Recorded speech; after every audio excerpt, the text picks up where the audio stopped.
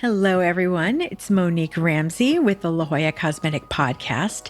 And today we're going to talk about HD lipo.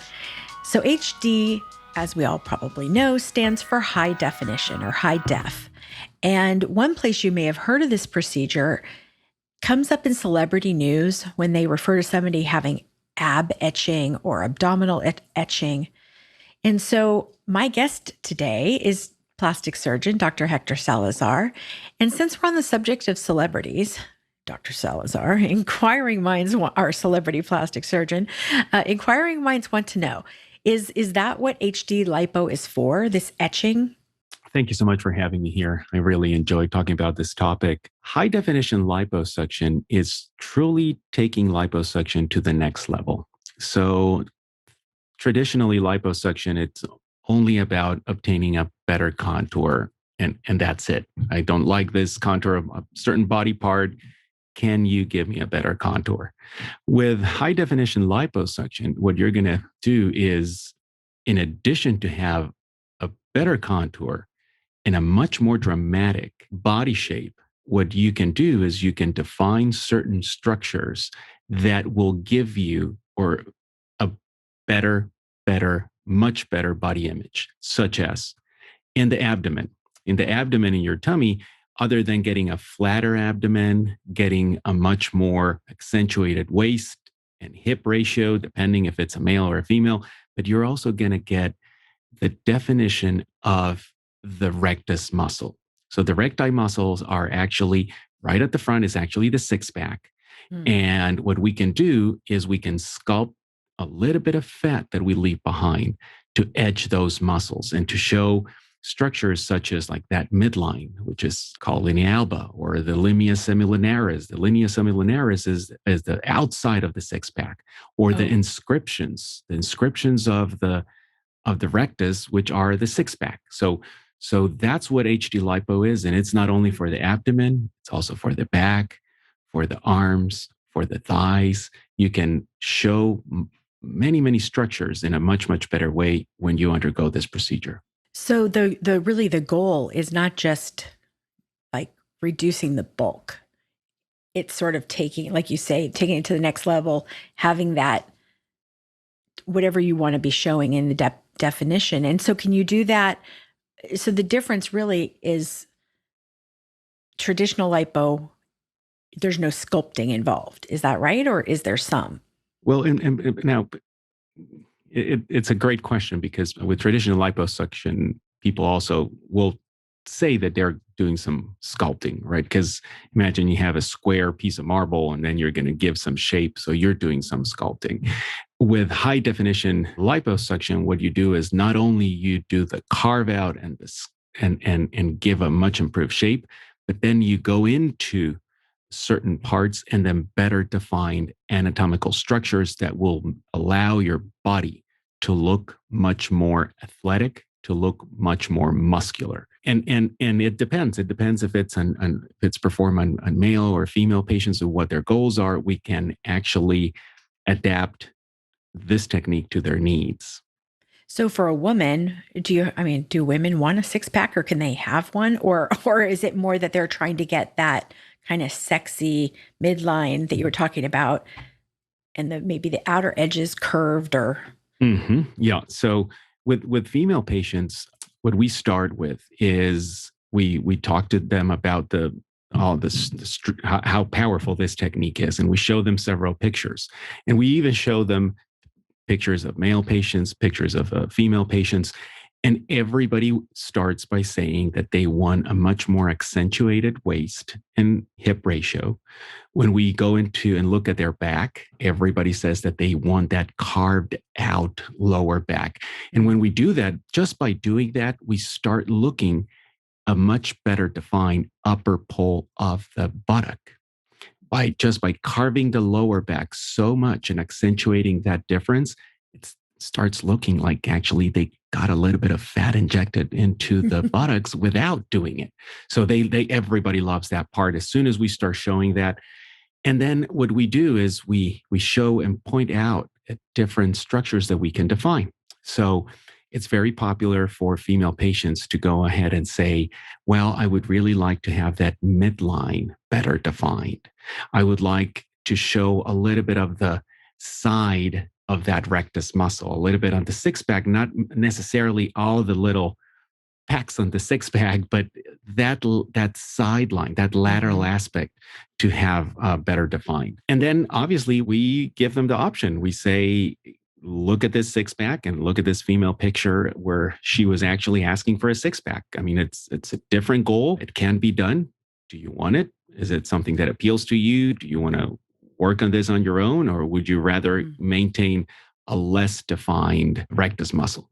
And then patients can actually go deep into it, and we sit down and look at pictures, and then they make a decision. So yes, it can be done. Now, can anybody have HD lipo, or is there who's the best candidate for this kind of procedure? I can tell you that it's really, really important that we interview and spend a good amount of time. And you know how I like to assess my patients. It's a long visit. It's a visit in which we sit down and talk about their goals, and we see and evaluate them carefully.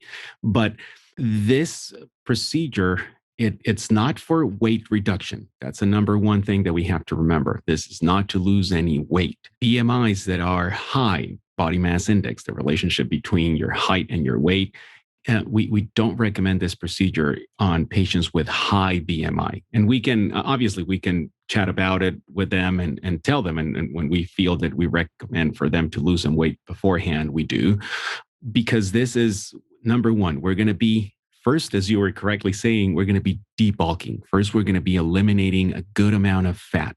Normally, and a big difference, and I don't want to jump into a different topic, but a big difference between the regular lipo and HD lipo is that with HD lipo, with high-def lipo, we work in two different fat compartments. There's a deep fat compartment and there's a superficial fat compartment.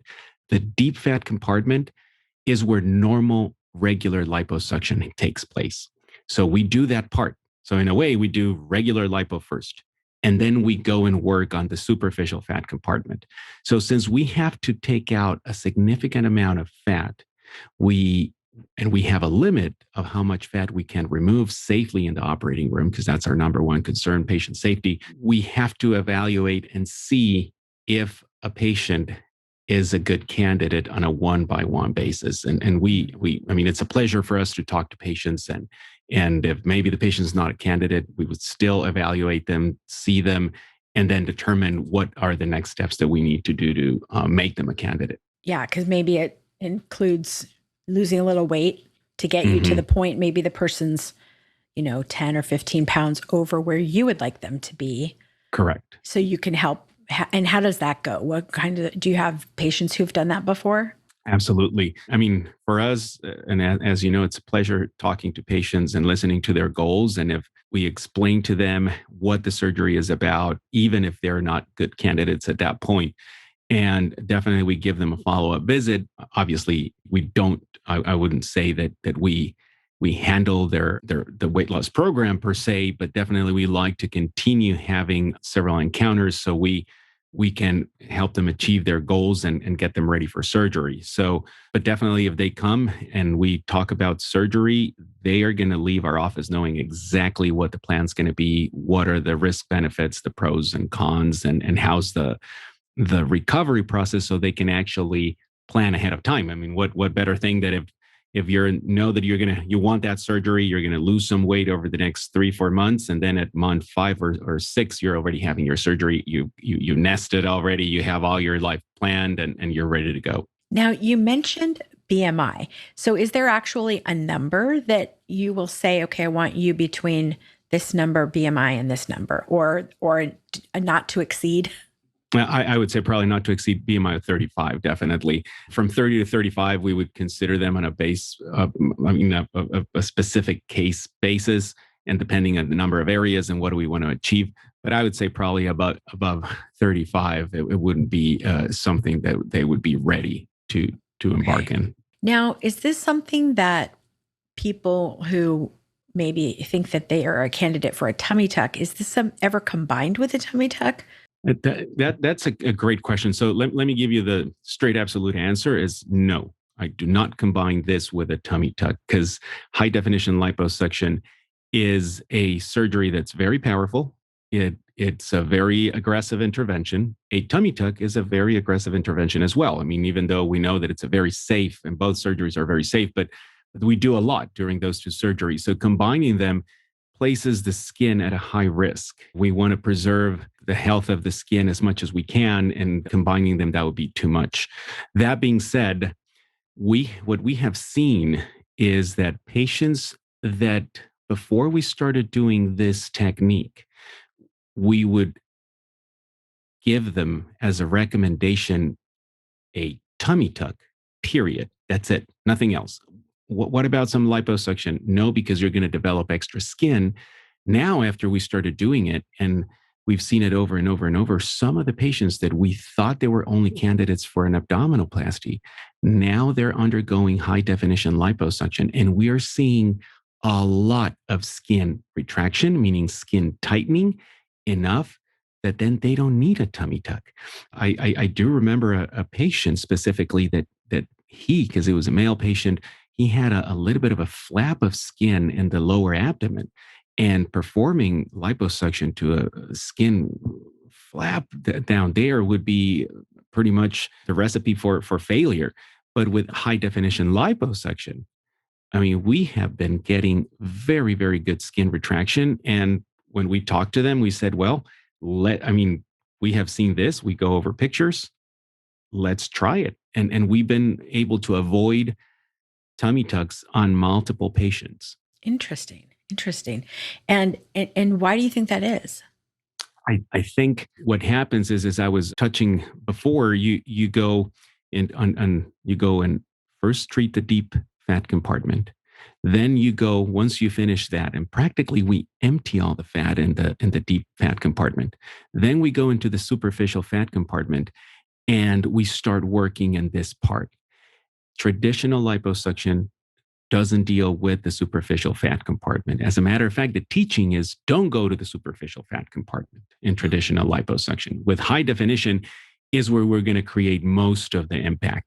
So we work so much, and I want to put it in layman's terms and say that we scratch the skin from the undersurface so much, or we irritate the skin so much from the undersurface, from the inside, meaning that you get this level of dramatic retraction or contraction of tissues. And there is where you see patients that have, I would say, a pretty prominent abdomen that regular liposuction wouldn't be able to take care of, or sometimes tummy tucks would deliver sometimes a suboptimal result. And oh my goodness, with high-def lipo, we have seen dramatic results. And you can see that in our profile, in our website, in our social media accounts, that they're dramatic. The results are dramatic. Some patient, when we go over pictures, some patients actually say, "Is that the same person?" And we have to show them, or like a little tattoo that the patient has, or we have to show them a mole, or sometimes even for male patients, the hair pattern. Because they're so dramatic. Yeah, that's amazing. Now, it sounds like there's a element of artistry with this procedure more than others. Would you agree with that? Yeah, I would say this is not an exact science for sure. And that's something that we've talked to patients about. One thing that we do in a very concrete way is the only thing that we are doing is reflecting the patient's anatomy, their own anatomy. So if you go in Google and you Google for bodybuilders or male models or without a t-shirt, what you're going to find is that there's a lot of asymmetry in a well-exercised human body. The same way that we're lefties, we're righties, one side is stronger than the other, one's a big side, one's a small side. And when we are marking the patient the day of surgery, we spend a good amount of time, and we're talking about 35 minutes, just looking for those anatomical structures, the anatomical structures of the patient. it's not that I'm creating these muscles or I'm just going to design them the way I want to or according to my taste. Maybe if you want to think about the six pack as like six little compartments, maybe the compartments on the left side are a little bit more developed than the ones in the right in that patient. And that's what we reflect. That's how we mark them. And we show that to the patients, and we show a random picture of a model or someone to demonstrate to them how that's the natural way of doing it. If I design six perfect pads on top of the muscle, it's not going to look natural. So yes, there is a lot of artistry, but at the same time, there's a lot of reflecting the patient's own beautiful anatomy that's hiding a little bit behind some subcutaneous tissue or fat. And so how I've actually seen this because I filmed one of your surgeries and kind of Do you remember from the mark, a few of them actually, and they're on our Instagram in our story highlights. But what's so fascinating to me is the morning of surgery when you're doing the marking for the patient, you're palpitating sort of, I don't know, the muscles, you're palpating those muscles, feeling, wrong word. No. Might be a little palpitation as well because I'm anxious to get going. Yeah. So could you describe kind of how, because that's reflecting the patient's anatomy, and so can you kind of describe that process? Yeah. So our markings, and it's not that I'm going to give away all my secrets here, but the markings, we take our time. So we're going to be marking the bony structures, and that's very, very important. So there's a lot of pushing with my fingers and to try to feel where those bony structures are. And we mark all those structures with a specific color. And then after we mark those structures, then we move on to the soft tissue and we start looking for the muscle in its different inscriptions and borders and boundaries.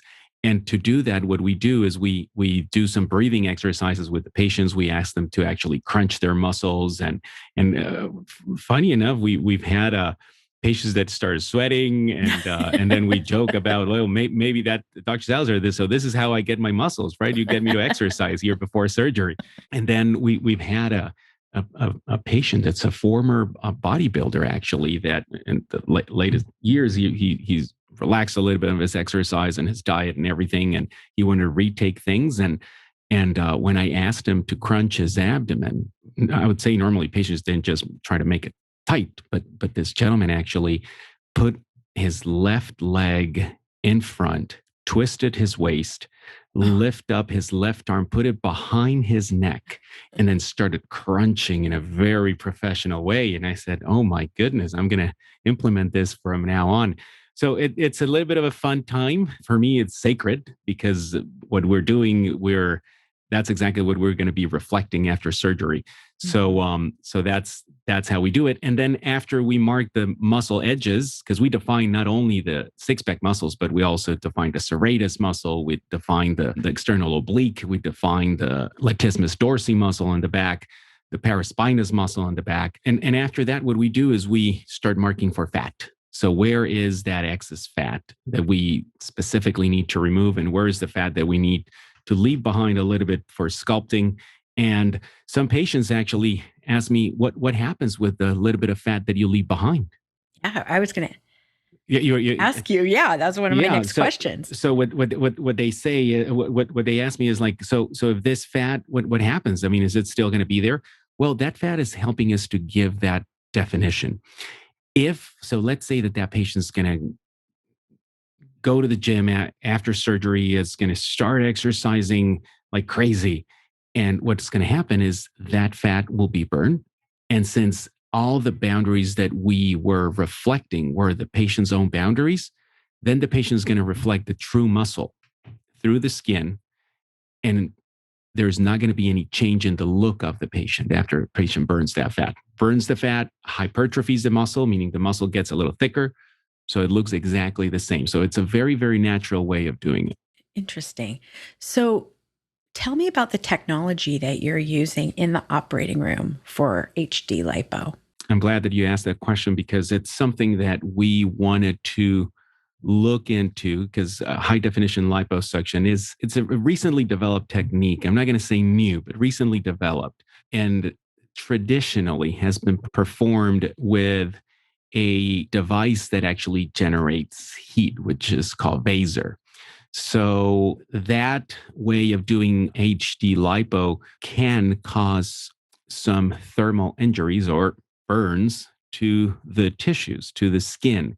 And that is something that was actually keeping us away from performing this type of surgery, because we said, and as you know, Monique, safety is number one. Number two, or 1.5 is the patient satisfaction with the results. But in reality, primum non nocere, first do no harm, right? So definitely, if there's a possibility that the patient has a burn injury, we were very skeptical about it, and we stayed away from that technology. Finally, we came across an alternative way of doing this with power-assisted liposuction. So it was not until we came across the possibility of doing this technique with power-assisted liposuction.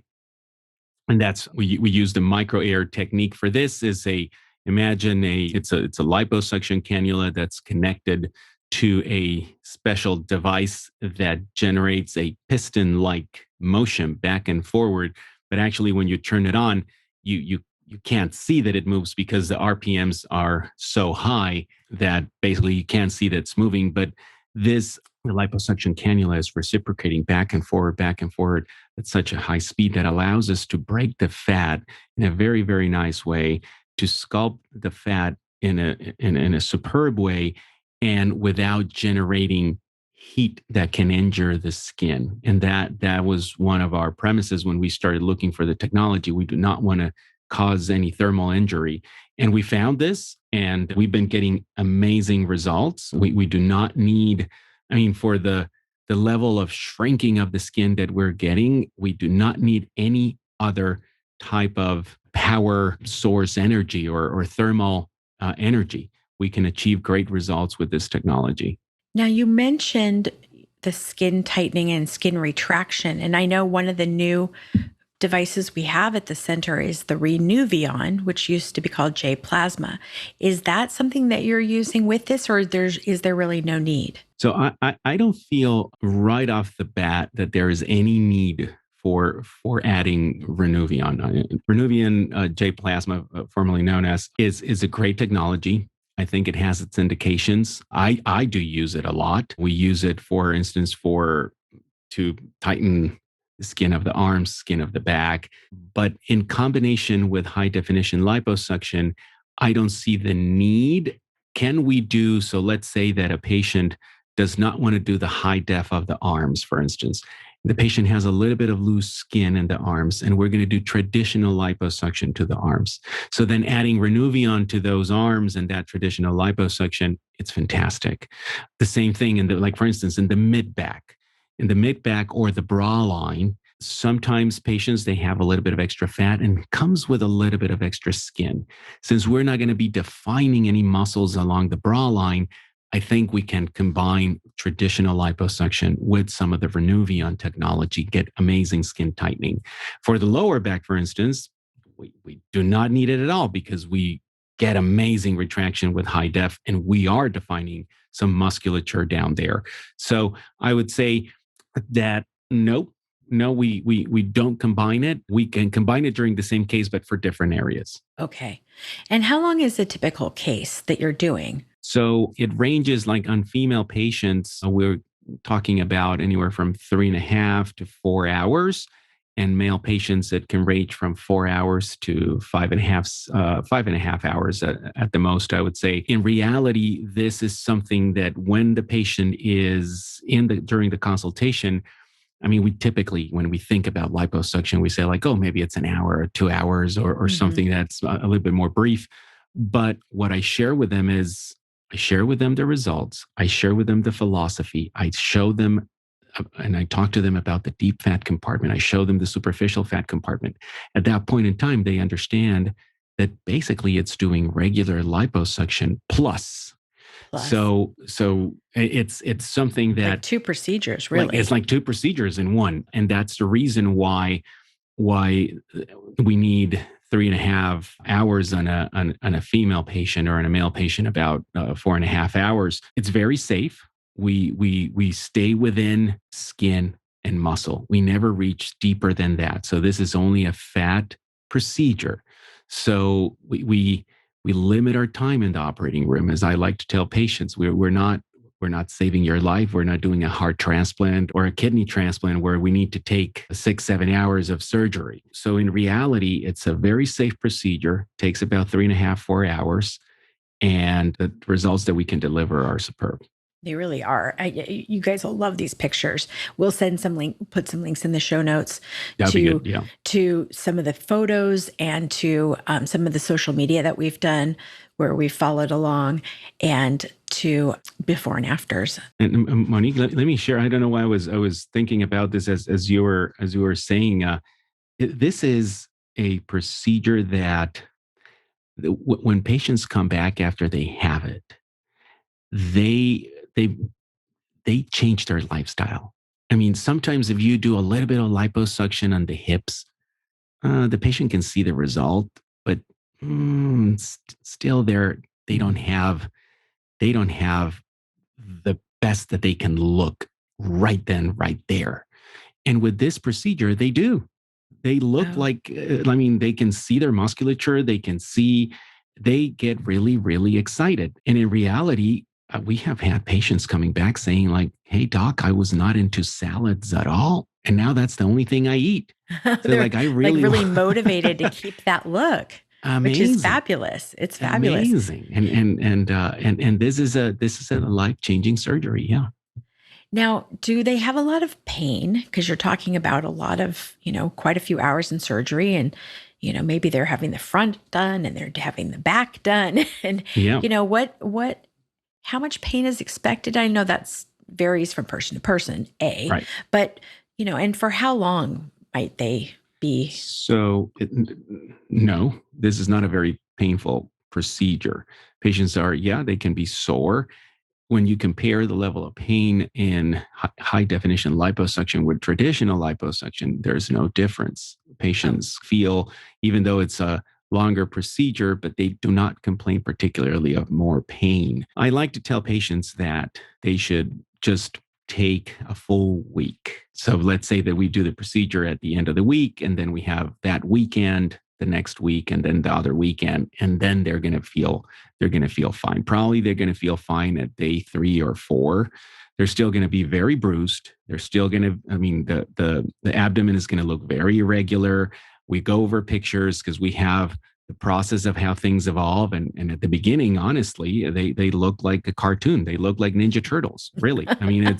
It's something that it's important for them to see the progression of things even before they have the surgery. So now they know what to expect. So during that time, by no means they're ready to go to the beach or show off their bodies or anything. But if their work is a type of job where they are wearing clothing, well, hopefully. they can go. Most career paths include clothing, but not all. So they could go back to work after a week of this procedure being done. They're going to feel fine. They're not going to be taking any narcotic, pain controllers.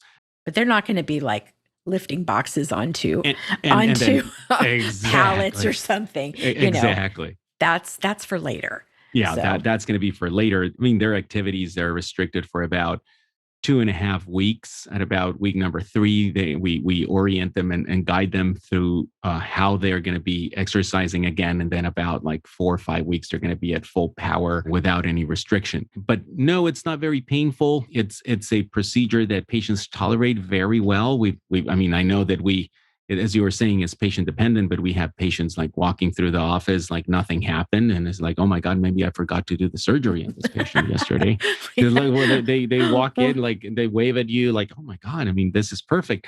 There are other patients that are a little bit more sore, but definitely this is not a tummy tuck. This is not a tummy tuck. This is not, and for also some of our women patients, this is not a C-section. So the level of pain, it's not the skin, yeah. Right.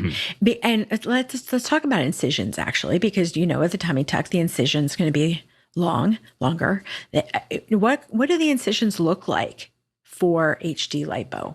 How big are they? So in terms of the size of the incision, if you look at your small finger and look at the tip of your fingernail right at the very edge, that's going to be pretty much the size of the incisions. And you're talking about that we use 5 millimeter cannulas, and you're talking about so it's something that's very, very, very tiny. And do those heal pretty well for They most tend people? they tend to heal very, very nicely. And at about a year, it's even hard to find them. Obviously, we follow the patients closely to actually one of the things that we're guarding is that the scarring in those areas.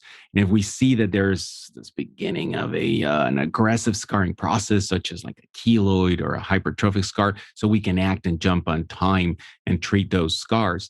But normally, 95% of patients are going to heal like nothing happened. I mean, we are honest with patients. The incisions are always going to be there, but it's going to be very, very hard to see them. And we're talking about 4 or 5 very tiny incisions in the front and two, at the most, 3 incisions in the back. And with those incisions, you're going to be achieving great results. And you do not need, in the cases that I was telling you, like the long abdominoplasty incision that sometimes is much needed. There's no way to go around. But if you're in that gray zone area, maybe you want to try having the very, very tiny ones and spare your body from that long scar. Yeah. Now, so we talked about recovery, but there's a garment. You're very specific about your garments after the surgery, and it's very different, isn't it? Different than traditional liposuction. Can you talk about that? Yeah, and this is a great chance for me to tell you a phrase that I tell patients about recovery of HD lipo, because the classic question is it more difficult? Is it more than regular lipo? Is it more? And what I tell them, it's more involved, because it's not very different, but it's more involved. So what I mean by that is, with traditional liposuction, we do the liposuction today. You go home, we see you the next day, we change the dressings for you. With high definition liposuction, we, at the end of the case, we want to provide extra compression to certain parts of the body.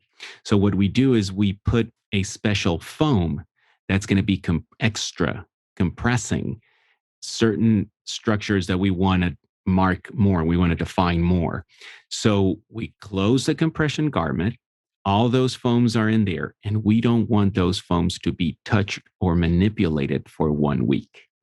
What that translates into is that patients cannot take the garment off for 1 week. So for a full week, they'll have the same one. I sometimes that can be intimidating. When they see the results, it's easy to take that as a trade-off. But yeah, I mean, on paper, it sounds like, 1 week and no showers, because there's going to be some like cowboy showering and sponge baths and lots of cologne or perfume or something, because there's not going to be the opportunity to take those dressings down. After a week, patients come in here, and then we remove those dressings for the first time. We take off the foam that provided extra compression. We make sure that everything's fine, that there's no problems after surgery. And then what patients do is, typically at that point in time, the quality of life goes up, because now they finally feel fine. They go and shower at home. And then we help them coordinate for 4 lymphatic drain massage therapies. And that is essential for this procedure. Since we empty so much the fat content, what can happen is patients can accumulate some fluid where the fat was.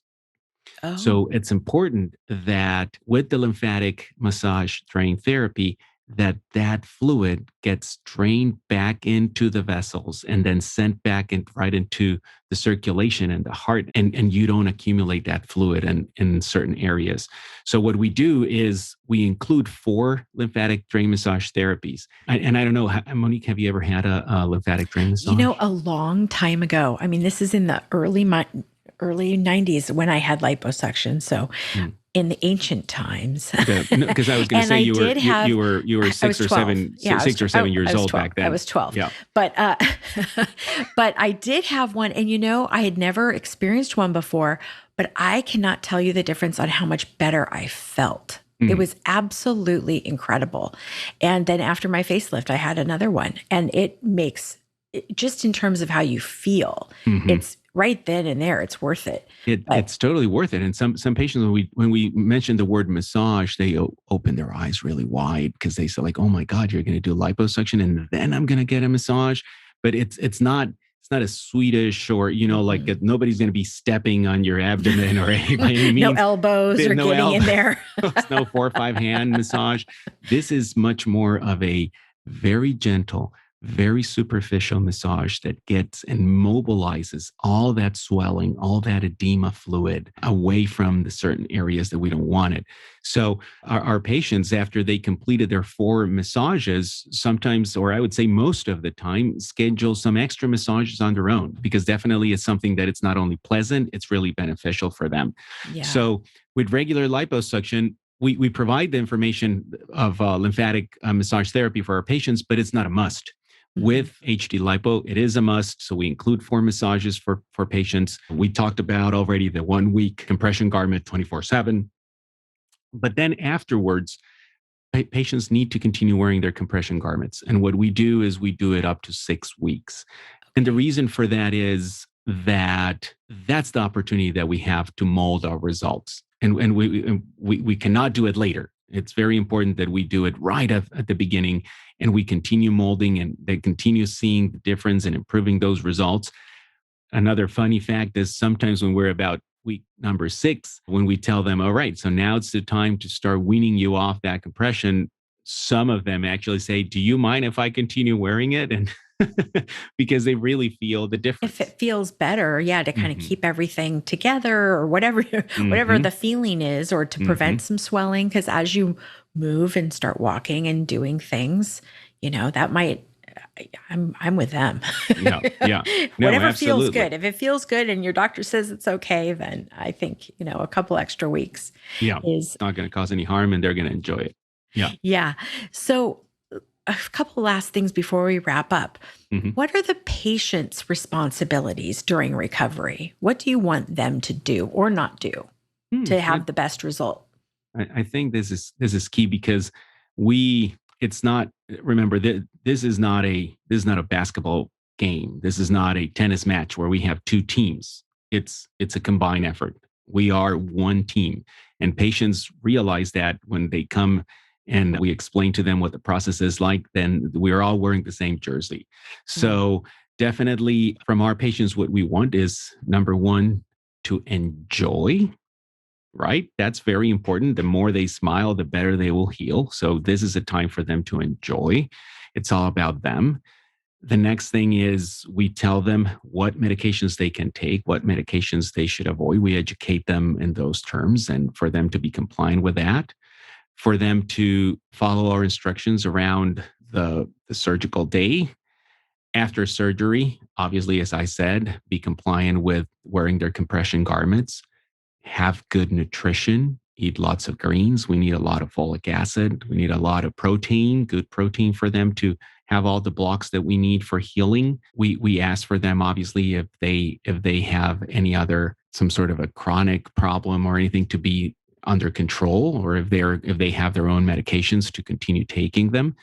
And then after that to be coming back as we ask them. And that's basically it. Intensity is high at the beginning, but then it starts fading. So we see them 1 week after the procedure. We see them the following week. We see them at week number 3. Then after that, mhm. most likely, if everything's fine, we see them at week number 6. Then we go up into 3 months, 6 months, and a year, because we want to be closely looking up for any potential thing that we can improve or that we can catch on time, and pretty much that's it. After that, one more thing that I think we've been finding as the more we do this procedure is to clarify this for patients. Do not do not book a trip. Do not book a trip in which it, that it will involve you to take off your shirt and go to the beach within the first 3 months after surgery.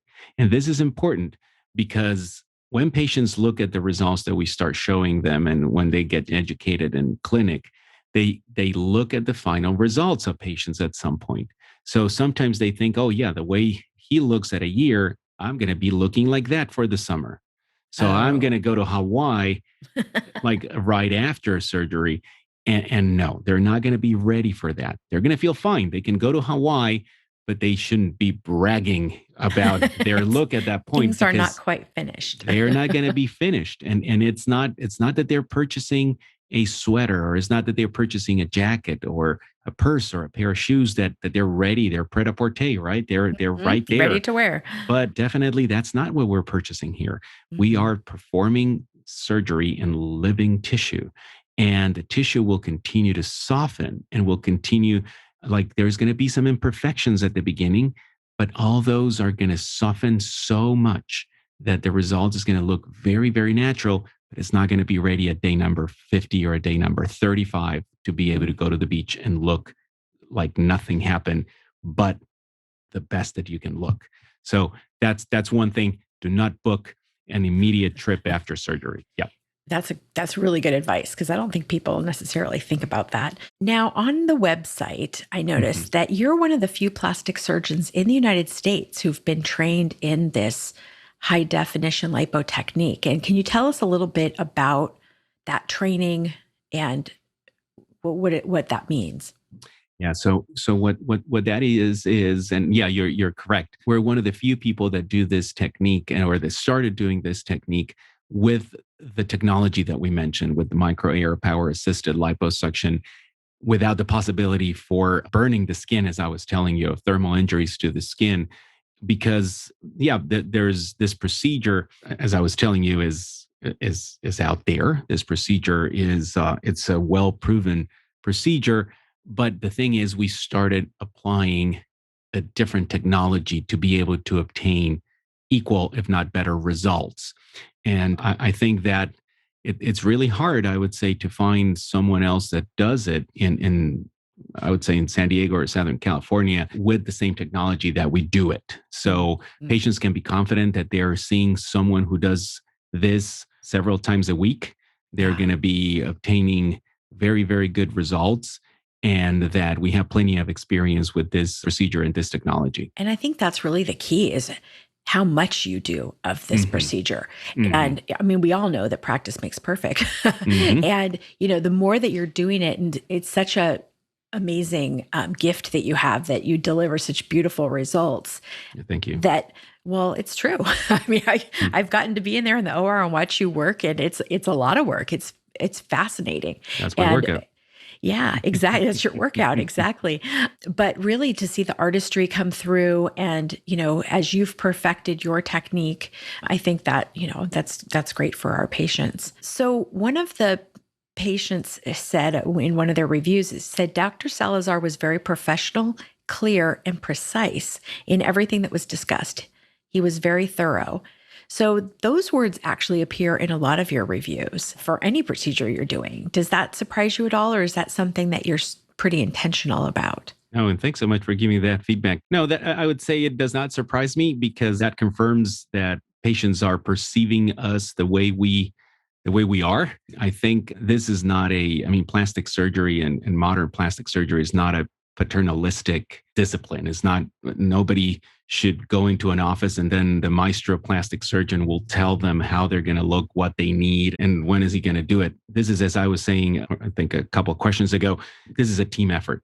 And we have a great team in La+Jolla+Cosmetic, starting from the people that answer your phone call, the first contact, our coordinators, our nurses, our medical assistants, myself.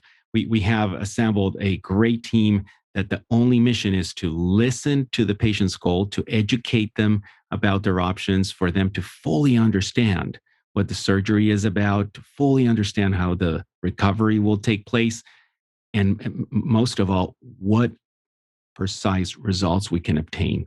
And once we have all those things lined up, there's not going to be any surprise for the patient. We go into the operating room, patients know what they're getting into, why they are in there, and why is this technology used? Why is this deep fat compartment being accessed this way? So it's not that I keep a mystery just for me to know the answers. The magic. Like the magic. We'll do the magic wand and we'll transform them. No, we're all going in with the same amount of knowledge. Obviously, I know how to do it. but I think that you're right. For the patients, I think I'm one of those people, I'm super curious. So I want to know the how and the why, because then I can rationalize in my head whatever's coming afterwards. And I think a lot of patients are like that. As long as we know what to expect, as long as we understand what's the mission and how we're going to get there, you're able to be more calm as you recover. And I think that's important. Well, thank you so much for your time today. This was so fun and I learned a lot. And is there anything we missed that you want to add? I think we were very, very thorough. The only thing is I really, really invite all of our patients to visit our social media pages, to contact us, to send us their questions through this podcast, through our Facebook, Instagram pages, through our texting services. In reality, exactly, and Monique, you've seen me in consultations. I really like to interact with our patients. I really like to answer questions. To me, it's a pleasure that they ask 5 questions, 10 questions, instead of just smiling. I mean, it's really, I really like to go into details. And I think that way, all of our results will truly reflect a teamwork between the patient, our staff, and what we can deliver in the operating room. Yeah, that's wonderful. Well, if you're interested in HD lipo and you want to learn more, we have great news for you. If you're ready to have a consultation, Dr. Salazar is ready to talk to you. So thank you again, Dr. Salazar, and we look forward to seeing you all next time. Perfect. We'll be here. Thanks so much. Thank you. Take a screenshot of this podcast episode with your phone and show it at your consultation or appointment, or mention the promo code podcast to receive $25 off any service or product of $50 or more at La Jolla Cosmetic. La Jolla Cosmetic is located just off the I-5 San Diego Freeway in the Ximed building on the Scripps Memorial Hospital campus. To learn more, go to ljcsc.com or follow the team on Instagram at ljcsc. The La Jolla Cosmetic Podcast is a production of the Axis, TheAxis.io.